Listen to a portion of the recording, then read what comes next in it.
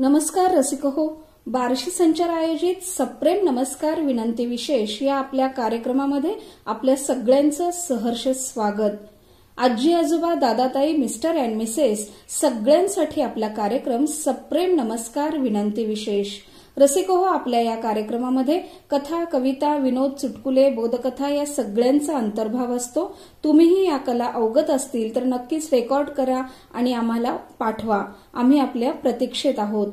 ऐकूयात आजचं दिनविशेष। आज 30 एप्रिल 2024 वार मंगळवार, चैत्र मास, कृष्ण पक्ष, क्रोधीनाम संवत्सर, उत्तराषाढा नक्षत्र, तिथी षष्ठी सप्तमी, राष्ट्रसंत तुकडोजी महाराजांची आज जयंती आहे।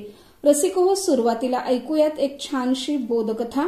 अवधूत म्हमाने लिखित संस्कार कथा छान छान गोष्टी या पुस्तकातील चतुर्श्याम ही गोष्ट। मुंबापुरी नगरीतील एक प्रशाला, नाव होते मुंशी प्रेमचंद हायस्कूल। या प्रशालेत इयत्ता 5वी ते 12वी पर्यंतचे वर्ग होते। शाळा बरीच मोठी होती। 4 ते 4.5 हजार विद्यार्थी या शाळेत शिकत होते। 60हून अधिक खोल्या असलेली 3 मजली टोलेजंग इमारत होती। प्राचार्य, उपप्राचार्य, पर्यवेक्षक आणि 80 ते 85 शिक्षक होते।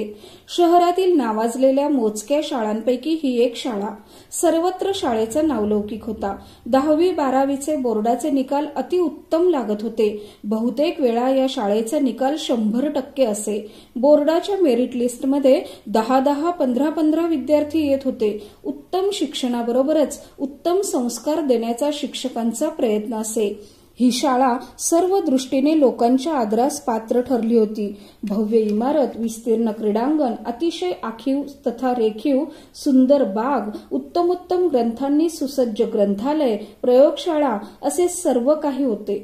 उत्तम फर्निचर, नीटनेटकी मांडणी, बोलक्या भिंती असा या शाळेचा थाट होता।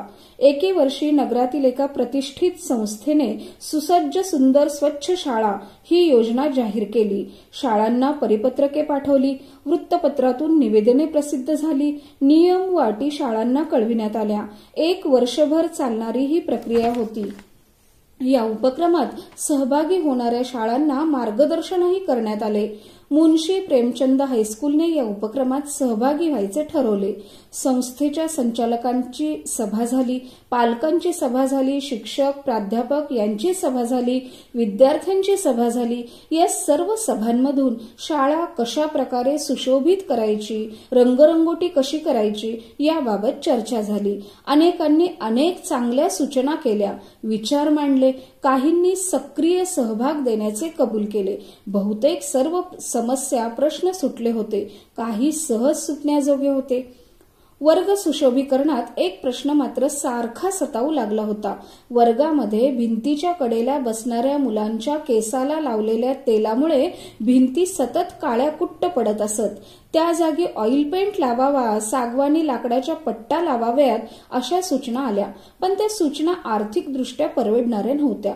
बाकांची रचना जागेअभावी बदलता येणे शक्य नव्हते। या समस्येवर उपाय शोधण्यात 1 महिना निघून गेला। सगळीकडे याची चर्चा सुरू झाली। जो तो आपापल्या कुवतीनुसार, बुद्धीनुसार उपाय सुचवित होता। अंमलबजावणी काही ना काही अडचण पुढे येऊ लागली। काही झाले तरी आपल्या शाळेने या स्पर्धेतून माघार घेऊ नये असे सर्व शिक्षकांना वाटत होते। प्राचार्य पुराणिक सर फारच हैराण झाले होते। सर्व सोयी सुविधांनी युक्त अशी ही प्रशाला आहे। नक्कीच या स्पर्धेत प्रशालेला पहिला क्रमांक मिळेल असा त्यांना आत्मविश्वास होता। पण एक प्रश्न सुटत नाही। हा प्रश्न कसा सोडवावा याच चिंतेत ते होते। हळूहळू या उपक्रमातून माघार घेण्याची सर्वांचीच मानसिकता बनू लागली। एके दिवशी प्राचार्य पुराणिक सर आपल्या कार्यालयात चिंतामग्न अवस्थेत बसले असताना गोपाळ शिपाई सरांच्या केबिनमध्ये आला आणि म्हणाला की 5वी मधला श्याम तुम्हाला भेटू इच्छितो। सर आधीच वैतागले होते, चिडलेही होते। त्याला वर्गात पाठव असे ते म्हणाले। काही वेळाने शिपाई पुन्हा आत आला। तो परत जायला तयार नाही। पाठव त्याला आत। श्याम आत आला। सरांना नमस्कार करून तो बोलू लागला, सर, तुमच्या पुढे जो प्रश्न आहे ना त्यावर माझ्याकडे एक उपाय आहे। सांगू का सर? लहान तोंडी मोठा घास घेतोय, क्षमा असावी सर। अरे बोल, तुला काय सांगायचे ते पटकन सांग। श्याम म्हणाला, सर, आपली शाळा ही हिंदी माध्यमाची शाळा आहे। बरेच शीख विद्यार्थी आपल्या शाळेत आहेत. ते डोक्याला फेटा बांधतात. त्या सर्व मुलांना प्रत्येक वर्गात भिंतीच्या कडेकडेने बसवल्यास भिंती काळ्या होणार नाहीत. श्यामचे म्हणणे ऐकून पुराणिक सर थक्क झाले. ते जणू खुर्चीतून उडालेच. उपाय सापडला, उपाय सापडला असे ते ओरडू लागले. सर्वांनी त्या लहानग्या श्यामचे तोंड भरून कौतुक केले. शाळेने उपक्रमात भाग घेतला. शाळेला प्रथम क्रमांकाचे 21,000चे बक्षीस मिळाले. बक्षीस वितरण समारंभात श्यामचाही सत्कार करण्यात आला. श्यामला 10वी होईपर्यंत दरमहा ₹500ची शिष्यवृत्ती प्राचार्यांनी घोषित केली. चिमुरड्या श्यामचे सर्वत्र कौतुक झाले. अनेकांनी त्याचे अभिनंदन केले, त्याला शुभेच्छा दिल्या. अशी छानशी बोधकथा गोष्ट आपण ऐकलीये. कशी वाटली नक्की कमेंट करून सांगा. आणि यानंतर आपण ऐकतोय ममता विकास कुरमुडे या बार्शीच्या यांनी गायलेले एकाच या जन्मी जणू हे गीत, जे गीत मूळ स्वरूपात आपल्या स्वरसम्राज्ञी आशाबाईंनी स्वरबद्ध केलेलं आहे. आणि एक अतिशय असं गोड गीत जे जगण्याला नवी उभारी देतं असं गाणं ऐकूयात. प्रत्येक सखीला तिच्या आयुष्यात भरभरून आनंद व ऊर्जा देणारे माझे हे आवडते गीत सादर करत आहे.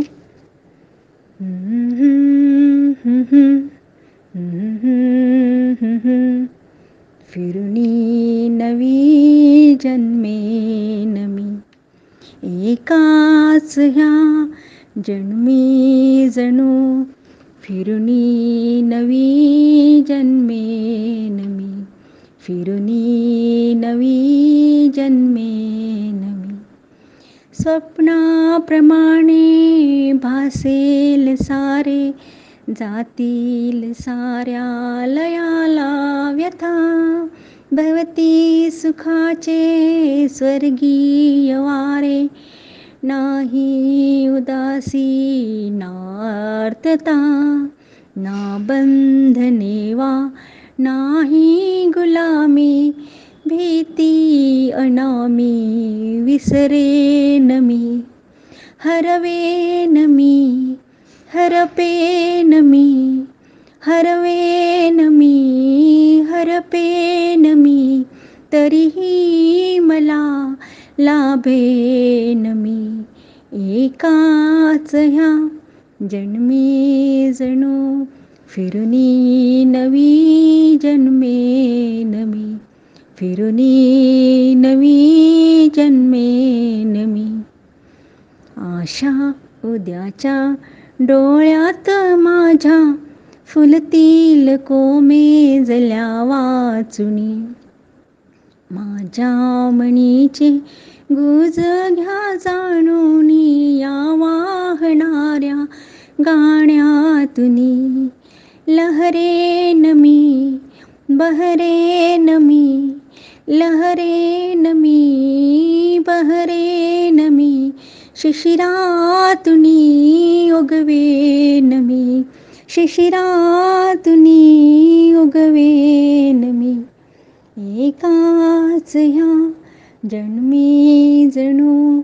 फिरुनी नवी जन्मे नमी, फिरुनी नवी जन्मे नमी.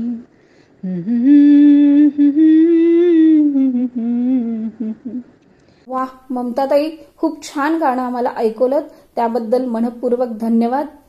रसिको, आपण पाहतोय सध्या निवडणुकीचे वातावरण सर्वत्र पसरले आहे. यामध्ये मतदार हा राजा आहे आणि त्याने मतदान करावे असा आशय व्यक्त करणारी माझी स्वरचित काव्यरचना आपण ऐकूयात. कवितेचं शीर्षक आहे लोकसभेची निवडणूक. लोकसभेच्या निवडणुकांचा उडतोय धुराळा, लोकसभेच्या निवडणुकांचा उडतोय धुराळा. राजकारणी डावपेचाचा खेळ रंगला. पक्षश्रेष्ठींची चिन्हे बदलली, सत्तेच्या मोहाने गटेतटे ठरली. पक्षश्रेष्ठींची चिन्हे बदलली, सत्तेच्या मोहाने गटेतटे ठरली. साराच गोंधळ गोंगाट यांचा, एकमेकांवर ताशेरे ओढत सभान चर्चा. या धामधुमीत मतदार मात्र राजा असूनही अडकला. या धामधुमीत मतदार मात्र राजा असूनही अडकला. संभ्रम त्याच्या मनात निर्माण झाला. कोणता पक्ष, कोणाची सत्ता निवडून येईल याहीपेक्षा जास्ती कोणता पक्ष, कोणाची सत्ता निवडून येईल याही पेक्षा जास्ती मतदाराला काळजी आपलं मत वाया न जावं याची. मात्र ठरव मनाशी, लोकशाही टिकवणं मतदार राजा तुझ्या हाती. मात्र ठरव मनाशी, लोकशाही टिकवणं मतदार राजा तुझ्या हाती. मतदान मी करणारच हाच पक्का निर्धार कर मनाशी. मतदान मी करणारच हाच पक्का निर्धार कर मनाशी. मतदान करा, मतदान करा, संविधानाने दिलेला हक्क बजवा, संविधानाने दिलेला हक्क बजवा. रसिको, कार्यक्रम कसा वाटला आम्हाला नक्की कळवा. कमेंटमधून येणारा आपला एक प्रतिसाद आमच्यासाठी प्रेरणा आहे, त्यामुळे नक्की कमेंट करा. पुन्हा भेटू आपल्या या सप्रेम नमस्कार विनंती विशेष या आपल्या कार्यक्रमात. तोपर्यंत ऑडिओ रेकॉर्ड करून आम्हाला नक्की पाठवा. आम्ही आपल्या प्रतीक्षेत आहोत. धन्यवाद.